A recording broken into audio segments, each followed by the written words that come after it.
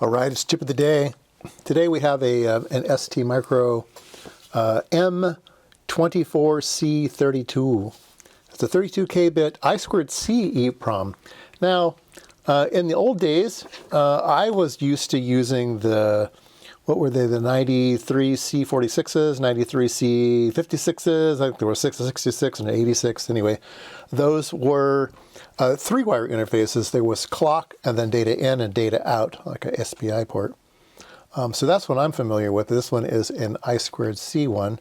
Yeah, these are super old parts, but I'm kind of looking at devices and seeing what chips were used and thinking about, oh, that's what I should do, you know, in the future and stuff like that. Now, a lot of microcontrollers have a little bit of EEPROM built into them. So the necessity of storing things off of microcontrollers is lower and lower and lower these days. That little bit of E2PROM is built inside. So if you just want a few bits of this or that, you know, it's fine. But maybe you want a bunch of cal data or a bunch of, I don't know, other things you might want to have, like 32K bits, right? And so this one is I2C, which is really nice. It'll do 1 megahertz fast mode or the standard 100 kilohertz or a little bit faster 400 kilohertz. The 400 kilohertz and 100 kilohertz, I use that all the time on Arduinos. Even though it's 32K, it has a page size. So what is a page? A page is a location in memory. So a typical memory device, you would have to give it the address and then you would write, and then take the address and then write, or the opposite way, take the address and read it, take the address and read it. This one, in order to save time, because of serial links and stuff, you say, which page do you want? There'll be 1,000 pages. Which page do you want? And then you read out all 32 bytes, or you write in all 32 bytes. And that speeds up the serial interface. So it's a byte, a page interface. So 32K bytes of page. Let's see here. Wide supply range, it'll do 1.7 volts to 5.5. That's a nice big range. Let's see here, temperature, byte and page write. So you can do bytes if you want, but most of the time you just do pages.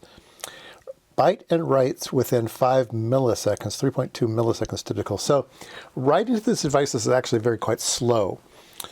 So be aware of that. Okay. It comes in a couple funny packages. Here's a kind of a chippy one. The one that we're going to be looking at is this one here I found on my board.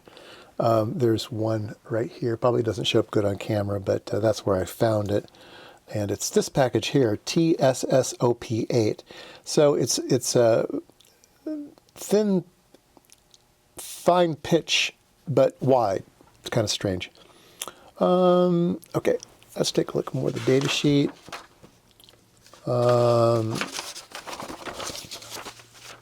So you can set different addresses.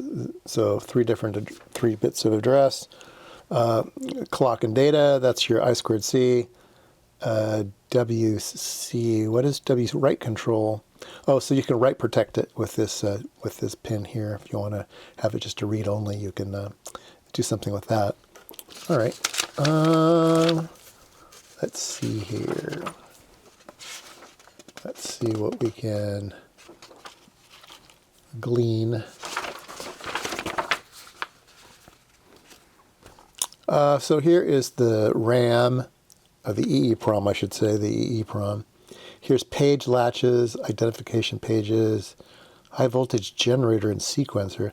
So in order to write these things, it has built-in the high voltage circuitry to make the gates flip state and stay in state.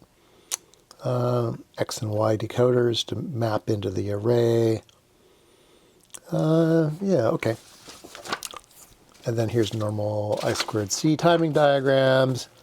Here are the different memory addresses. Device type identifier bits, chip enable addresses. Okay. First bytes, second bytes, blah, blah, blah, blah. Write mode. Write mode with data write and nib inhibited. The page write mode allows up to 32 bytes to be written on a single cycle, provided that they are all located in the same block.